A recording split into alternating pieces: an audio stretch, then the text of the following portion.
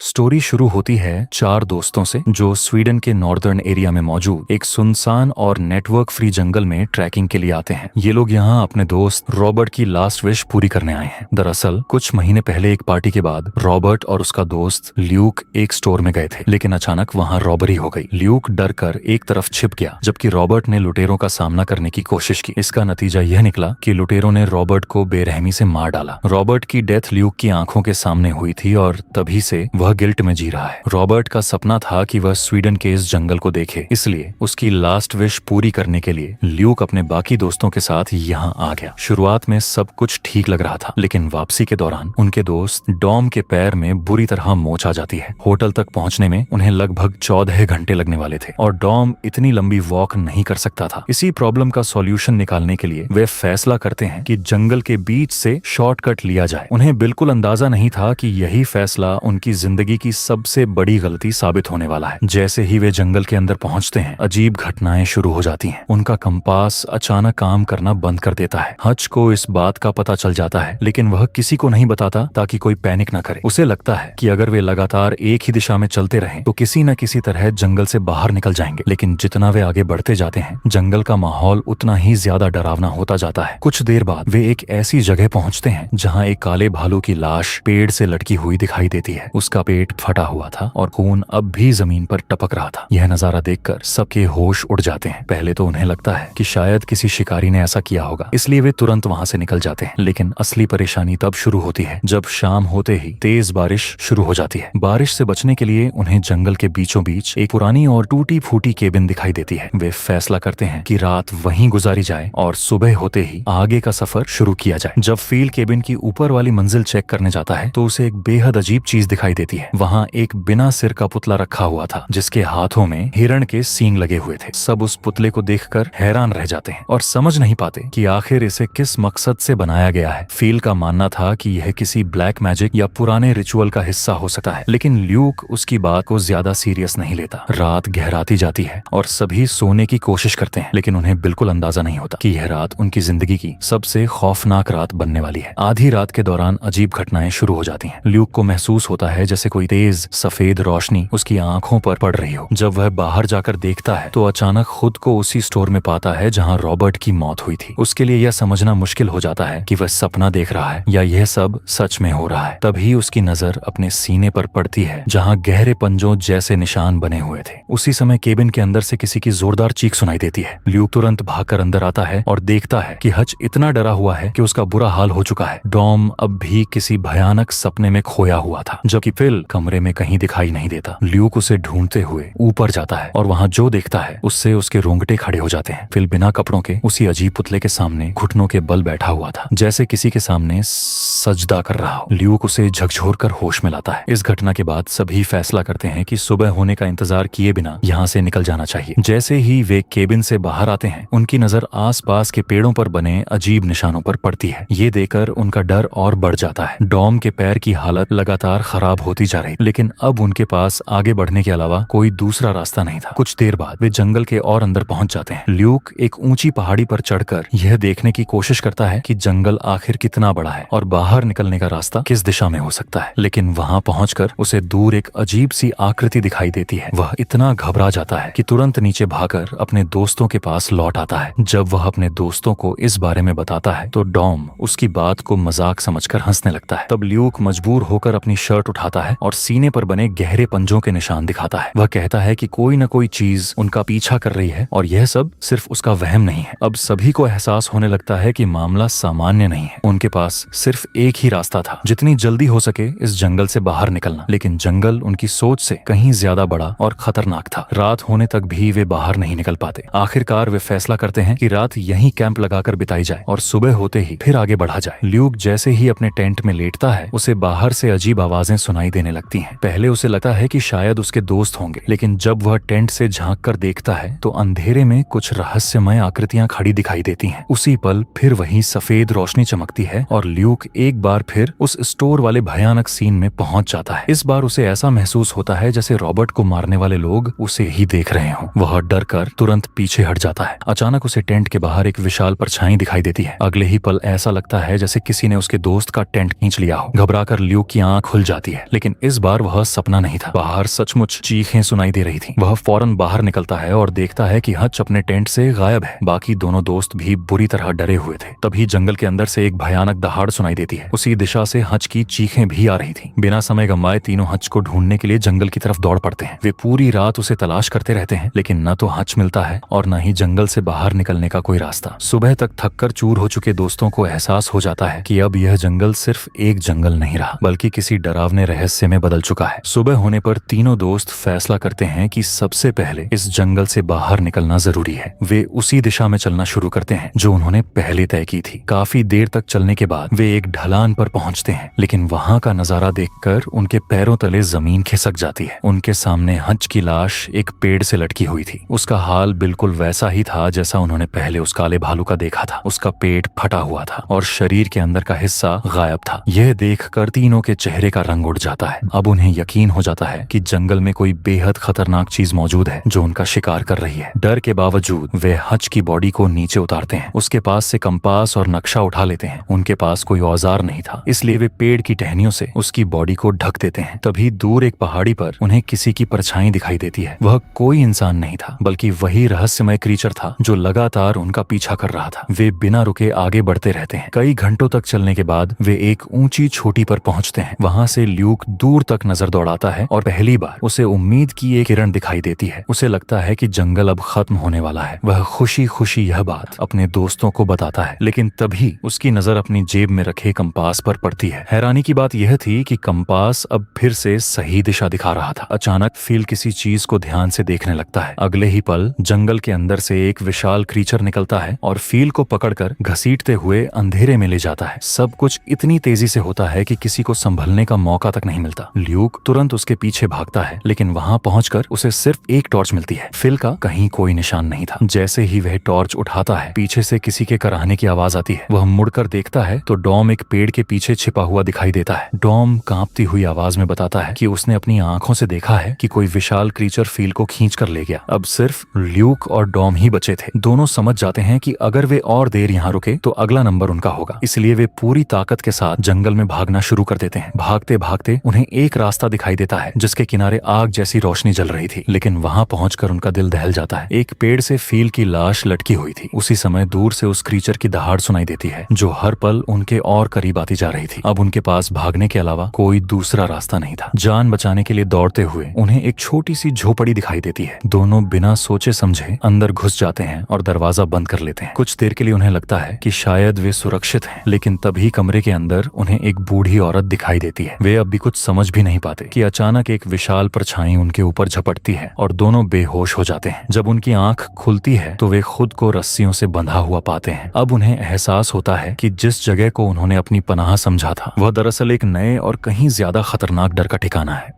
थोड़ी देर बाद कमरे का दरवाजा खुलता है और कुछ लोग अंदर आते हैं। उनके साथ वही बूढ़ी औरत भी मौजूद थी। वह धीरे धीरे ल्यूक के पास आती है और उसके सीने पर बने गहरे पंजों के निशानों को देखकर मुस्कुराने लगती है। फिर वह अपनी बाजू दिखाती है जहां बिल्कुल वैसे ही निशान बने हुए थे। इसके बाद वह डॉम के पास जाती है, लेकिन डॉम के शरीर पर ऐसे कोई निशान नहीं थे। यह देखते ही वह बाकी लोगों को इशारा करती है। अगले ही पल कुछ लोग डॉम को पकड़कर घसीटते हुए कमरे से बाहर ले जाते हैं। ल्यूक उन्हें रोकने की कोशिश करता है, लेकिन उसकी एक नहीं सुनी जाती। थोड़ी ही देर बाद ऊपर से डॉम की दर्दनाक चीखें सुनाई देने लगती हैं। इसी दौरान एक महिला उसके पास आती है और कहती है, हम लोग एक बलिदान की तैयारी कर रहे हैं, सब कुछ बहुत जल्द खत्म हो जाएगा। इसके बाद वह ल्यूक के कान ढक देती है ताकि वह डॉम की चीखें न सुन सके। कुछ समय बाद वे लोग डॉम को बुरी हालत में वापस लाते हैं। उसके शरीर पर चोटों के निशान साफ दिखाई दे रहे थे। फिर उसे लकड़ी के एक बड़े खंभे से बांध दिया जाता है। उस खंभे के आसपास हड्डियों के ढेर और पुराने कंकाल लटके हुए थे। यह देखकर डॉम समझ जाता है कि उसका अंजाम भी अब उन्हीं की तरह होने वाला है। दूसरी तरफ ल्यूक लगातार अपनी रस्सियों से छूटने की कोशिश कर रहा था। वह पूरी ताकत लगा देता है, लेकिन हर बार नाकाम हो जाता है। आखिरकार उसे समझ आ जाता है कि अगर उसे बचना है तो उसे कुछ बड़ा करना होगा। दर्द की परवाह किए बिना वह अपने हाथ की उंगलियां तोड़ देता है ताकि रस्सी से हाथ निकाल सके। उधर डॉम अब भी खंभे से बंधा हुआ था। तभी उसे सामने अपनी पत्नी दिखाई देती है। उसे लगता है कि शायद वह बच गया है और उसकी पत्नी उसे बचाने आई है, लेकिन जैसे जैसे वह आकृति उसके करीब आती है उसका चेहरा बदलने लगता है। डॉम के सामने उसकी पत्नी नहीं बल्कि एक भयानक क्रीचर खड़ा था। उसका रूप इतना डरावना था कि डॉम की चीख निकल जाती है। क्रीचर डॉम को पकड़कर एक विशाल पेड़ की तरफ ले जाता है और उसे वहां लटका देता है, ठीक वैसे ही जैसे पहले बाकी लोगों की हड्डियां टंगी हुई थी। कुछ ही देर बाद डॉम की भी दर्दनाक मौत हो जाती है। अब ल्यूक अपने दोस्तों में अकेला बचा था। कुछ समय बाद सुनहरे बालों वाली एक लड़की उसके कमरे में खाना लेकर आती है। ल्यूक तुरंत अपने आजाद हुए हाथ छिपा लेता है ताकि किसी को शक न हो। जब लड़की वापस जाने लगती है, ल्यूक उस लड़की से उस अजीब क्रीचर के बारे में पूछता है। लड़की उसे बताती है कि यह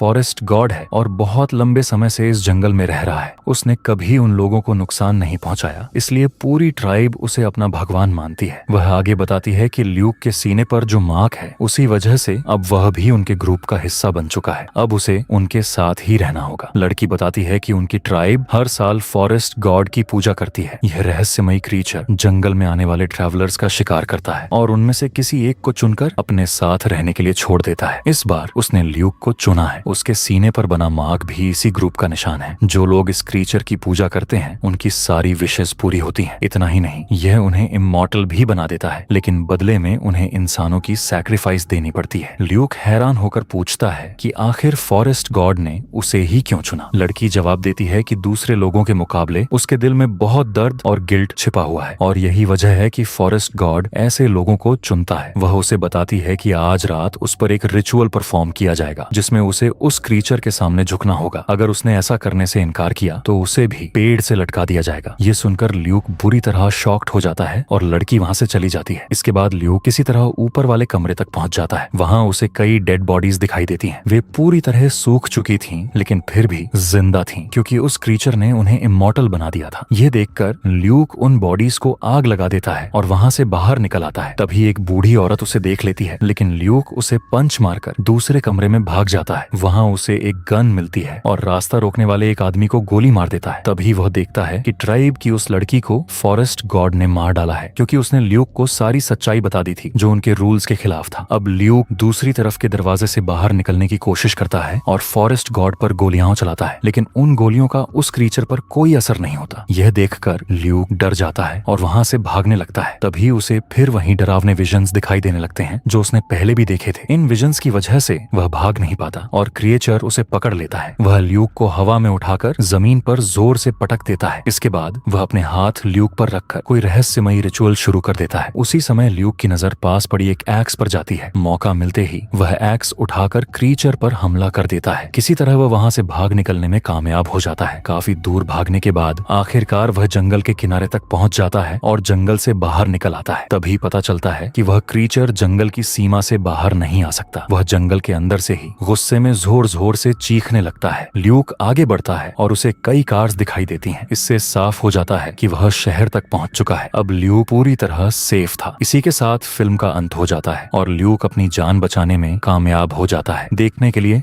धन्यवाद।